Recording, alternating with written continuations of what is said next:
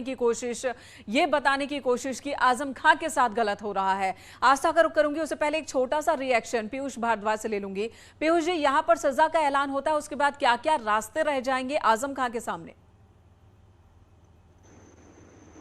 देखिए, considering quantum of sentence पे सजा सुनाते ही कस्टडी में लेने का प्रावधान है under the provisions of CrPC. तो रिलीफ के लिए सिर्फ दो ही रास्ते हैं कि उस फैसले को अपील किया जाए और अपील के साथ बेल या सस्पेंशन ऑफ सेंटेंस कोर्ट के सामने रखा जाए। अगर कोर्ट उन दलीलों से संतुष्ट होती है, सिर्फ तभी एक रास्ता आजम खान जी के लिए ओपन होता है बेल के लिए। Otherwise he will have to stay in custody, there is no other way. Astha, कोशिश एक बार फिर से वही होती दिख रही है समाजवादी पार्टी की ओर से कि टारगेट किया जा रहा है, खासकर आजम खां को टारगेट किया जा रहा है और ये टारगेटेड एक्शन है।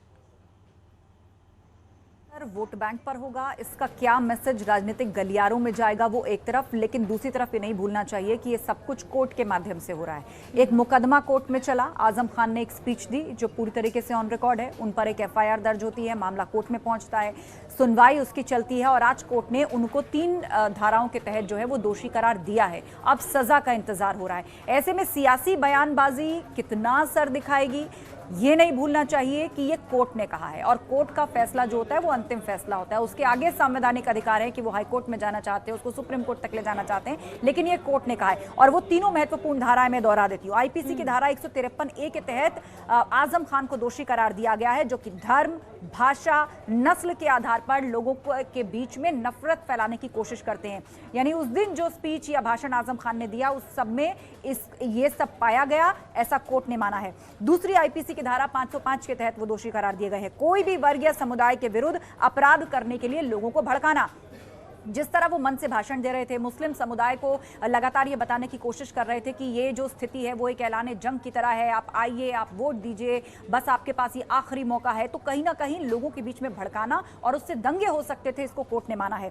125 लोक प्रतिनिधित्व अधिनियम के तहत भी आजम खान को दोषी पाया गया है। और तीनों ही धाराओं को यदि आप मिला करके देखें तो इस पर और प्रकाश हमारे साथ जो पीयूष जी हैं, सुप्रीम कोर्ट के वरिष्ठ अधिवक्ता, वो डालेंगे कि मैक्सिमम कितनी सजा हो सकती है पीयूष जी, क्योंकि कहा जा रहा है कि 3 साल तक की अधिकतम सजा, लेकिन आप कह रहे थे कि 5 साल तक की भी सजा हो सकती है। देखिए, अगर आप इनिशियल सेक्शन को इसके अंदर पढ़ेंगे, that relates to disrupting the public order, the section 153A, if you go by the bare reading of it, it provides for a maximum sentence of 5 years। ये अधिकतम सजा 5 साल की है। और अगर दूसरे प्रावधानों में भी हम जाएं, 505A IPC 125 people's of representation act, तो उनके अंदर भी 3 साल की सजा का प्रावधान है।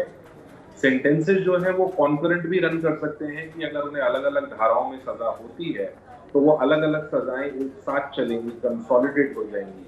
दूसरा प्रोविजन ये भी होता है कि वो सजाएं आपको अलग अलग काटनी होती है। इसीलिए टाइम एंड अगेन बार बार मैं इस बात को कह रहा हूँ कि ये इस सेंटेंसिंग के लिए बहुत ज्यादा मायने ये रखेगा कि हमारे न्यायाधीश का, रिस्पेक्टेबल जज, द ऑनरेबल जज, वो किस व्यू पॉइंट से इस सिचुएशन को अप्रोच करते हैं और वो कैसे उस जजमेंट को बैलेंस आउट करेंगे। The intent of that judgment will have to be seen because he has been found guilty of all these 3 offences. वो इन तीनों ही धाराओं के अंतर्गत दोषी करार हुए हैं।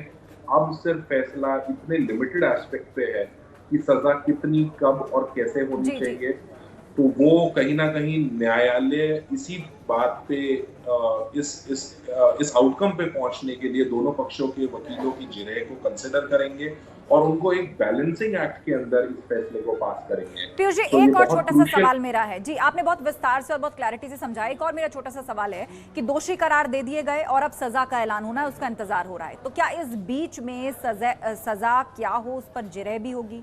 क्या दोनों वकीलों के बीच में बहस भी होगी, उसके बाद सजा का ऐलान होगा? क्योंकि कहा जा रहा था 3 बजे सजा सुना दी जाएगी, लेकिन अभी 4 बजे का वक्त होने जा रहा है। समय क्यों लग रहा है? देखिए, इस प्रोसीडिंग को क्वांटम ऑफ सेंटेंस बोला ही क्रिमिनल प्रोसीडिंग में इस वजह से जाता है क्योंकि वो दोषी तो करार हो ही गए हैं। अब सजा की क्वांटिटी, उसको क्वांटिफाई, मतलब अगर हम उसको कहें तो आप उसका नाप तोल, उसकी एक्सटेंट कितनी होनी चाहिए, सिर्फ इसी पोर्शन पे इनको बहस करनी है। अब दो पोर्शन इसके हैं कि क्या उसको मिनिमम फॉर्म में कंसिडर करे कोर्ट या कोर्ट उसको मैक्सिमम फॉर्म में कंसिडर करे, कंसिडरिंग 3 और 5 साल में ऑलमोस्ट डबल का डिफरेंस है। There is an addition of additional 2 years. क्या वो सेंटेंस तीनों अलग अलग प्रावधानों में जो उन्हें सजा होगी वो तीनों सजाएं साथ चलेंगी या एक के बाद वो एक सजा काटनी होगी? इन्हीं पक्षों को रखने के लिए दोनों तरफ से अपने पॉइंटर्स रखे जाते हैं। उसमें हेल्थ भी है, उनमें उनकी हिस्ट्री भी है, उसमें उनकी क्रिमिनल हिस्ट्री भी है, उनमें उनका behaviour conduct before the jail भी है। और वो सारी चीजें कंसिडर करने के बाद ही, दोनों पक्षों को सुनने के बाद ही, दोनों पक्षों को बैलेंस आउट करने के बाद ही वो एक जजमेंट क्वांटम पे थ्रू कोर्ट डिलीवर होती है। So obviously it is a process जिसमें कंसिडरेशन क्योंकि दोनों को देना है तो एक सर्टेन समय लगता है। पीयूष जी, यहीं पर मेरा एक सवाल और है। सवाल